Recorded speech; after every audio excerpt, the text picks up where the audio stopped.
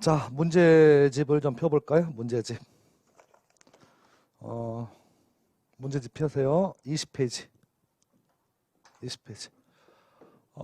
통칙이라고 하는 부분을 오늘 정리할게요. 통칙은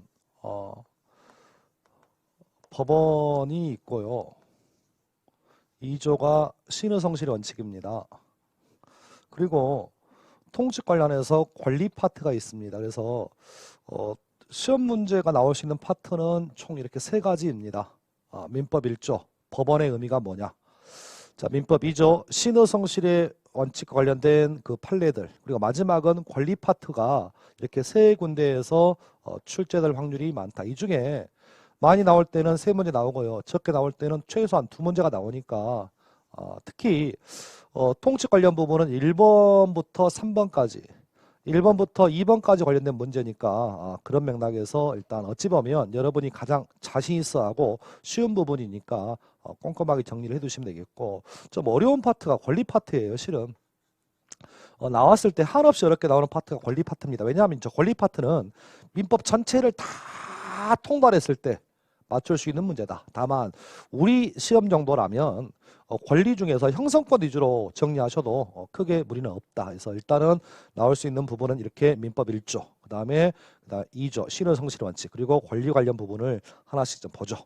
자, 20페이지 오시면 21의 기출입니다. 22일 안 나왔습니다. 대표 문제를 보시면 읽어보죠.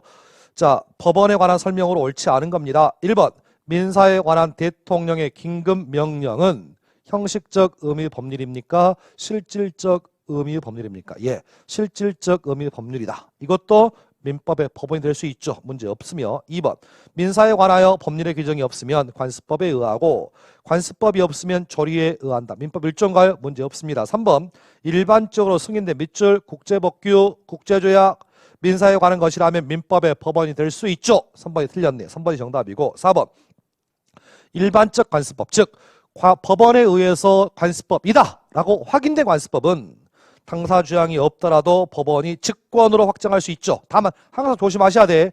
관습법의 존재 여부가 불명확하다. 이렇게 지문이 오면 그때는 법원에 의해서 확인되지 않는 관습법이기 때문에 관습법으로 성립했다 할지라도 확인되지 않는 관습법은 당사자가 주장 입증하는 경우도 있더라. 뜻은 그렇게 보시면 되겠고, 5번, 관습법이 적용 시점에서 전체 법질서에 부합하지 않게 되었다면 관습법의 효력은 인정, 부정되죠. 이미 법적 확신을 취득한 관습법이라 할지라도 시간의 경과에 따라서 가치관의 변화로 인하여 법적 확신이 흔들리게 되면, 전체 법질서에 부합하지 않게 되면, 헌법의 정신에 반하게 되면, 정당성과 합리성이 없다면 관습법으로 더 이상 인정되지 않습니다. 그래서 5번도 문제가 없네요. 자, 오른쪽 옵니다. 1번. 자, 민법 1조의 법원에 관한 설명으로 옳지 않은 겁니다. 1번. 법원에 관한 민법 1조의 법률은 헌법에 따라 제정 공포된 형식적 의미의 법률만 가리킨다. X. 민법 1조의 법률은 유일하게 형식적 의미의 법률뿐만 아니라 실질적 의미의 법률까지 포함합니다. 자, 틀렸습니다. 2번. 대통령의 긴급 명령도 이것이 실질적 의미의 법률이긴 하지만 넓은 의미의 법률이고, 넓은 의미의 법률이니까 민법의 법원 될 수 있죠. 3번. 사회에 거듭된 관행으로 생성된 사회생활 규범이 법적 규범으로 승인되기에 이르렀다고 하기 위해서는 헌법을 최상위 규범으로 하는 전체 법질서와 합치했을 때만 관습법이죠. 따라서 법적 확신을 취득한 관습법이라 할지라도 전체 법질서, 가장 높은 법인 헌법의 정신에 합치되지 아니하면, 헌법의 정신에 위반되게 되면 더 이상 관습법으로 효력을 인정하지 않습니다. 자, 그런 맥락 확인하시면 되겠고, 4번. 관습법은 당사주장이 증명을 기다림이 없이 법원이 직권으로 이를 확정한다. 뜻은 그렇게 보시면 되겠고, 5번. 관습법이 사회 질서 변화로 인하여 적용 시점에서 전체 법질서에 부합하지 않게 되었다면 관습법의 효력이 부정되는 게 맞죠. 까지 보시면 되겠고, 이 관련해서요, 핵심 이론할 때는 하지 않았는데 잠깐 부연 설명을 좀 해볼게요. 자, 칠판 보세요. 관습법으로서 1번. 오랜 관행이 존재합니다. 그것에 대해서 5천만 국민이 법이다라고 법적 확신까지 취해되겠습니다. 그렇게 해서 관습법이 성립되었답니다. 그렇죠? 자, 갑니다. 시간이 흘러서 요 시점에서 법적인 확신을 취득해서 관습법으로 성립을 합니다. 그런데 시간이 경과합니다. 시간이 경과하다 보니까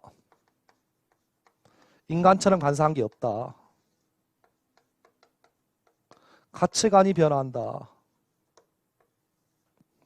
그래서 법적 확신을 성립한 관습법이라 할지라도 그것이 법인가?